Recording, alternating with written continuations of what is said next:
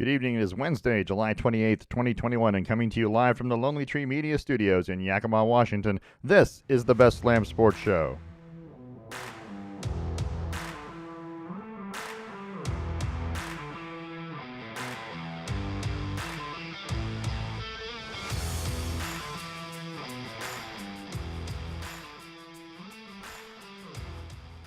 I'm your host, David Lamm, and once again, I am sidekickless. Not a word, but it is now. I think it's double hyphenated, by the way, in case you want to try and spell it. We're live streaming on YouTube. We're on Twitter at Lamm Sports. We're on Facebook under the Best Lamm Sports Show. You can send us an email, lammsports@gmail.com. Please check out our webpage, www.lammsports.com. You can find links to the past shows. The current trivia question is normally on there if I've updated it. The tech people around here do a poor job. But you guys haven't heard like the rest of the intro music? We never play it.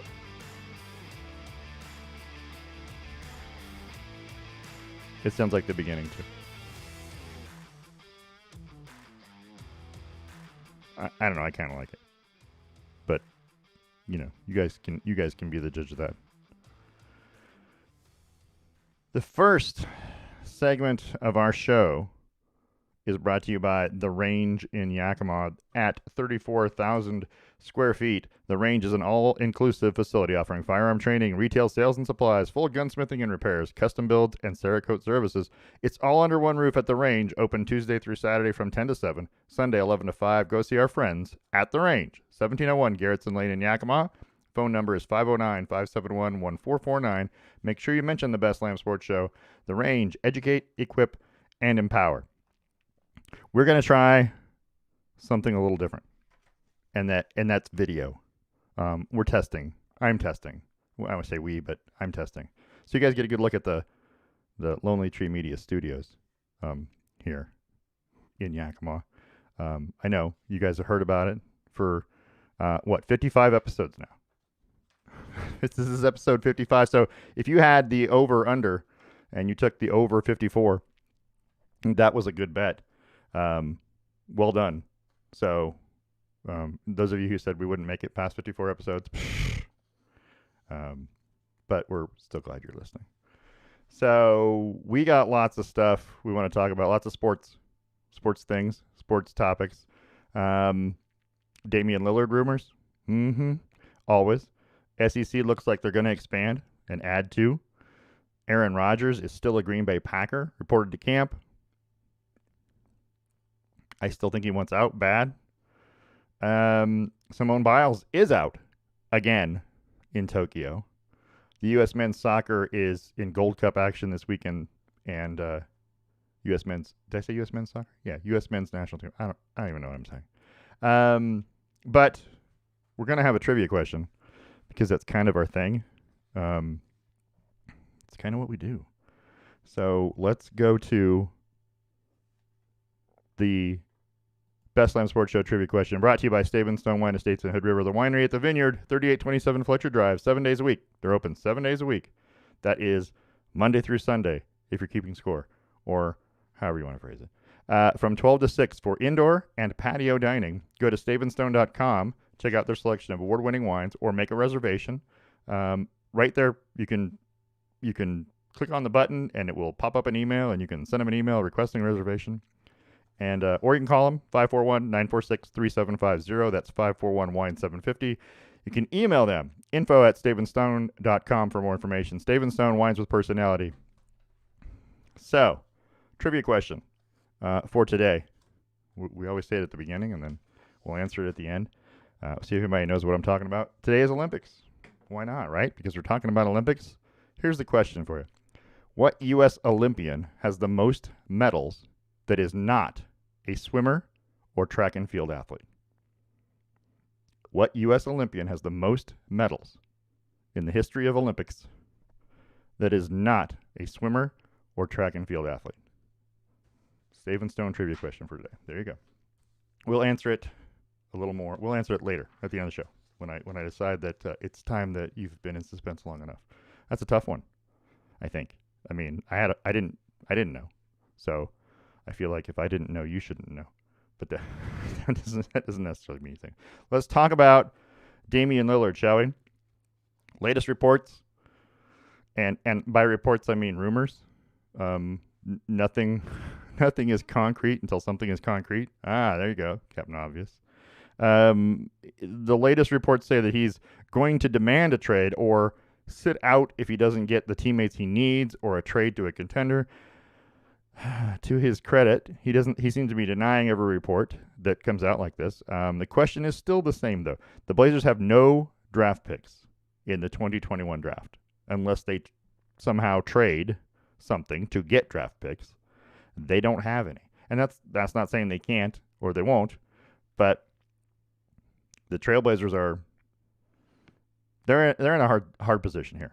I feel like they're going to lose Damian Lillard. It won't be this year. I think it'll be at the end of next year.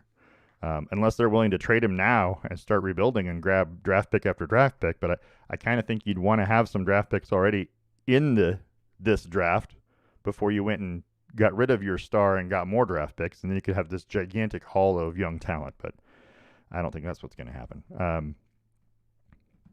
We're going to have to see. But I guess, the question is who and how can they acquire what they need to keep Dame in Portland and make a title run? Or can they? Because I feel like at this point they're going to lose him and they're going to lose everybody and not get what they should get for him. If you're going to trade him, you might want to trade him now. There's interest. Teams need him. You just got to restart. I think you're better off just getting rid of everybody, cleaning house completely and starting over. But that's just my opinion. Nobody listens to me. Or do they? I mean, apparently some do. I'm looking at the statistics over here on YouTube, and apparently there are a couple people. Let's talk about the SEC for a minute because we talked about it last week. And then this happened. Oklahoma University and the University of Texas have both officially asked for, quote, an invitation for membership, unquote, to the SEC beginning on July 1st, 2025, and they've informed the Big 12 that they do not intend to renew their media rights deals after they expire in June of 2025. So, I'm not even really going to get started on this, but we talked about the rumors last week, and in a week, maybe just a little more, we've gone from could this be a thing to this looks like a thing. I mean, this looks like it's a done deal, and it's going to make a 16-team quote-unquote super conference in the SEC where no one will play each other. But like I said, not going to get fully into it. We'll do a whole episode on an upcoming show, about it, and a college football preview show. So stay tuned. Keep listening. We'll give you the date and the time of that one, but it's going to be a doozy. We're going to talk about all kinds of college football, college sports related things, the name, image, and likeness thing, the transfer portal thing, we're going to cover a lot of stuff. And it will get heated because Parker and I have some differing opinions on some of this stuff. So you won't want to miss that one. We'll let you know when it happens. Aaron Rodgers is still a Packer. And if you had him leaving and going somewhere else this year, you're wrong, but it'll be next year. The way things are going, they're working out a deal, part of which involved the reacquisition of former Packer wide receiver Randall Cobb, which is now a done deal. It's happened today. They're restructuring his current deal. The way they're doing it is probably going to mean this is his last season in Green Bay. He's quote unquote earned the right to pull some strings here and say, hey, let's take one shot at a title before I leave. Or becomes a full-time Jeopardy host, which, could be a thing. But we're going to see. So what's happened is he's alienated some people in Green Bay. And if you haven't seen this on any other show, there's a Crybaby 12 beer out by Stevens Point Brewery in Stevens Point, Wisconsin. And that was kind of a cheap shot at Aaron Rodgers in the current turmoil. But it is a talking point. It is an excellent name for a beer because it brings about some feelings. And will the fans still love him this year? Only if he wins. If he doesn't win, people are going to, it's going to get ugly. That's all I'm saying. If he doesn't win right away, the people will not forgive him for all the turmoil that he's caused and all the grief and then leaving. He'll end up leaving next year, and so that'll be a thing. But I don't know. I don't know. I don't know what to say. Aaron Rodgers is still one of the best quarterbacks to ever play the game.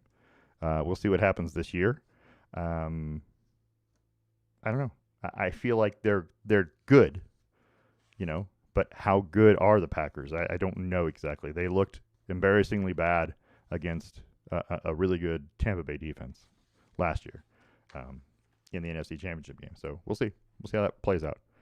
Do you have a comment already, by the way, from a listener and who has said no Oklahoma or Texas in the SEC? Yeah, well, that's probably a done deal already. I don't know that you're going to have a choice in the matter. Which, in just one more, I don't want to get into it. I told you I didn't want to get into it. So, but we're going to get into it. So, Texas A&M went to the SEC so they could be the only team in Texas in the SEC. They're miffed about this move, right? Because now they got to do, battle for recruit. They were battling for those recruits anyway, but their hook was, hey, we're in the SEC. They're not going to have that anymore. Texas is right there. They'll be in the SEC. How are you going to sell yourself better than Texas, right? There's no bigger university. So that will be interesting. You're going to eliminate traditional rivalries. That whole Southwestern Conference that used to be a thing back in the day is a mess. And the old Big 12 that I don't even know where to begin. The old Big 12 that all these conferences are a mess. Nobody has the same number of teams that they're, Pac-12 still has 12 teams. That's true. But the Big 10 doesn't, and the Big 12 doesn't have any of those teams, and the Big 10's about to be the Big 12, which had 10 teams, now is going to have 8 unless they pull somebody else in. It's getting ugly. Oklahoma and Oklahoma State won't play anymore. Are you kidding? I mean, Bedlam is not going to be a real thing anymore. They won't play. I don't know. It's weird. I don't like it, but we'll see what happens. So I said I wasn't going to talk about it, and damn it, I did it. That's first half of the show. That's the first half. The second half of the show is brought to you by Boss Kitty Hand-Dyed Yarns. Be sure to tune in to BossKittyLive.com at 6 p.m. every Monday and Wednesday and 11 a.m. every other Sunday for fun, fiber, games, tutorials, and the occasional F-bomb. Go on the BossKittyShop.com website. Get your DK and fingering weight yarns as well as stitch and progress markers. Looking for a gift? Get them a Boss Kitty Shop virtual gift card. Let them pick it out themselves. You don't want to pick out a gift for somebody. Just get them a gift card and let them do it, right? That's Boss Kitty Hand-Dyed Yarns. Yarns so boss, you'll net your pants. Second half of the show, let's talk about soccer for a minute, because you should be a little bit excited. Cautiously optimistic, I think, is the term we're looking for. The U.S. men's national team is in the semifinals of the Gold Cup tomorrow after winning their quarterfinal matchup with Jamaica 1-0 on Sunday. Matthew Hoppe scored the United States' only goal on a header in the 83rd minute. The U.S. will face Qatar, who beat El Salvador 3-2 on Saturday. So, U.S. men's national team, a win over Qatar on Thursday, earns them probably a Gold Cup final match against Mexico. That's what everyone wants to see, U.S. and Mexico. But Canada is playing Mexico in the other semifinal. They look okay. This is a really, really young squad for the Gold Cup. This does not have all the players that you would normally see if this was a World Cup. So take it with a grain of salt, but they look good, just not great. And that's because they are so young. There's a lot of great experience these players are getting. What we'll find out is how that translates into World Cup qualifying in September when they start playing the real thing. So tournament wins are nice, but just to qualify for the World Cup again would be awful nice because it is it's a mess when you don't make it. So what else do we know? Olympics, Simone Biles, right? She withdrew. Well, let's back up. Simone Biles sat out the women's team gymnastics final, citing mental health concerns, and now she's withdrawn from the individual all-around competition. USA Gymnastics released a statement yesterday saying, and I quote, "After further medical evaluation, Simone Biles has withdrawn from the final individual all-around competition. We wholeheartedly support Simone's decision and applaud her bravery in prioritizing her well-being. Her courage shows yet again why she is a role model for so many." I beg to differ. It's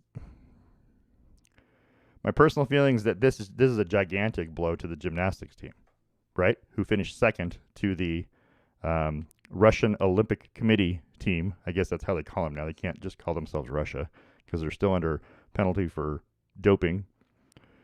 But they finished second. The team finished second and came home with the silver. And she would have been the favorite for the all-around individual medal. She qualified in all four apparatus for this one. She didn't do that last time in 2016. So she was better. But, I don't know what her mental state is. She's mentioned that, she feels like she had the weight of the world on her. And you know what? That's what Olympic athletes do. That's what athletes in general do. That's what world famous athletes do. They have the weight of an entire nation on them. And you play through that stuff. You earn your place in history by fighting through adversity. But apparently we just shut down is what we do. So I'm not real thrilled with that. I think it was unfair, the timing of it, to have it, I got to Tokyo and I can't compete now. Come on. It really puts the U.S. gymnastics as well as the whole team kind of in a bind. They do have replacements. They're filling her spot. I just don't like it. I feel like it yeah. I'm old school. You play through it, right? You do your best. Give it your best shot. Your not even your personal best might be better than the replacement. But you're not even willing to try now. You're just done. Okay? That's how I feel. I don't know. I could be wrong. You tell me I'm wrong. Send me a message. Let me know that I'm, an idiot. I don't have any problems with that. One more thing I want to talk about. It's a short show because this is literally just me telling you some stuff. We'll have a longer show next week when Parker's back, and we'll talk about a few things. But right now, one last thing I want to talk about, which also grinds my gears, if you like that term. Let's talk about Nick Rolovich. Nick Rolovich is the Washington State University head football coach. He spoke at the Pac-12 Media Day in Los Angeles via Zoom because the event required all coaches to be fully vaccinated against COVID-19, and he is not. He will not share publicly his reasons for not getting vaccinated, but he said at the news conference, and I quote, "I'm not against vaccinations, and I wholeheartedly support those who choose to get vaccinated, including our players. I urge everyone to consider being vaccinated," end quote. And let's think about that phrase for just a minute. I urge everyone to consider being vaccinated. He doesn't urge you to get vaccinated. He's urging you to consider it. The university itself, Washington State University, has a vaccination mandate for all employees, but also policies in place for unvaccinated employees. And the reason that is because those who would have a medical condition they couldn't get the vaccine, or maybe a religious objection. I don't know if that's a thing even. Those employees would need provisions in place to still work. You can't just, I don't think you can just fire them for not getting vaccinated, but they've allowed for you to have a medical condition that says, hey, I can't get this shot. I don't know. Rolovich says he plans to adhere to all policies that are implemented. Let me just say this. Some of the duties of every coach at every level of every sport are, 1, protect the athletes on their team, and 2, put their team in a position to win games. And this, by the way, does neither. And I think it's a selfish decision and a bad example. The university says you're supposed to be vaccinated. The Pac-12 says you need to be vaccinated. Otherwise, there's other protocol you have to go through. Why would you not just get vaccinated? He hasn't come out and said, it's medical, I can't do it. There's a reason why I can't do it. He just says, I'm not doing it for personal reasons, and I'm not going to tell you why. That's the selfish part. Because now we don't understand. Are you just a rule flaunt? You don't want to? Are you an anti-vaxxer? What's the thing? And you're going to let speculation run rampant and not tell us why, then guess what? You get the worst possible scenario come out, and people like me will say, hey, just take the shot. Just do it. It's not going to kill you. It didn't kill me. I'm still here. I don't know. I'm vaccinated, and nothing bad happened. I felt icky for a couple hours, but that's it. So, I was in the Army. I took a lot of shots. I have no idea what was in those things. They wrote it down, and it'll tell you it's this. I have no idea. No idea. And guess what? I am not worse for the wear for those shots, so I don't know what the deal is. Nick, get the shot. That's all I'm saying. That's my personal stance. Trivia question. Let's go back to it. Does anybody remember what it was? It was only 20 minutes ago. You can't have forgotten. Can you? You might have. So the Stave and Stone trivia question was, what U.S. Olympian has the most medals that is not a swimmer or track and field athlete? Anybody got the answer? Do you think you have the answer? Maybe you have the answer? Okay, I'm going to tell you the answer right now. The answer is Carl Osborne. If you got that, you are an Olympic trivia hero. Carl Osborne competed in the Olympics from 1912 to 24. He had 5 golds, 4 silvers, and 2 bronze in shooting. And at the 1920 Olympics in Antwerp, he collected 4 golds, a silver, and a bronze. 6 medals in that Olympics. Carl Osborne is your answer. He's the most decorated U.S. Olympian that isn't a swimmer or track and field athlete. There you go. See? You learned something today. Or you didn't, and if you didn't, you should be writing my trivia questions. So, I think, see? No, I've done it wrong. I've given you the wrong picture here. That's all we have for today. We're going to be back on Wednesday, August 4th with all the sports news that's fit to print. And by the way, we don't print any sports news, so hey, that's not our fault, but whatever. So we get to play the jazzy music now. Everybody likes the jazzy music, right? We're live streaming on YouTube every weekend. Well, it says every weekend, and I haven't changed that thing, and we don't even do the weekends except last Sunday, which, but never mind.